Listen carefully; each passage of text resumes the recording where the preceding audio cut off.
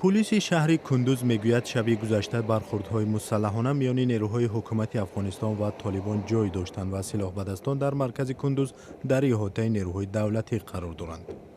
طالبان مثل یک سال پیش روز دوشنبه 3 اکتبر به کندوز حمله کرده بعضی محله های مرکزی ماموری این ولایت شمالی هم مرز با تاجیکستان را تحت تصرف درآوردند.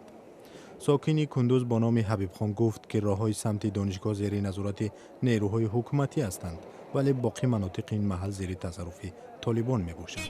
برای فعلا کس یک کوچه تامتون که از دست دولتی است که اونم آخرش ما هستند. فقط از یک قسمت مابس به طرف دوره به است طالبان هستند. دیگه حوزه اول به طرف شهر کلش دست طالبان هستند. پیشرفت‌های طالبان در کندوز و ولایت‌های جنوبی هلمند و روزگان افغانستان همچون نشانه ضعف حکومت ارزیابی شده می‌تواند به ملاقات حکومت کابل با دانارهای بین‌المللی تأثیر گذارد.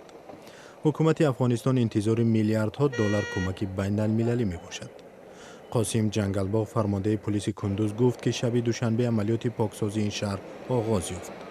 او افزود در برخوردها 3 افسر پلیس هلاک شده 8 نفر دیگر جراحت برداشتند. شاهدان میگویند در کناره‌های کندوز نیروهای تعینات خاص ایالات متحده آمریکا مکان گرفتند ولی آنها منتظر فرمان بودند تا حال با عملیات بر ضد طالبان در کندوز همراه نشدند.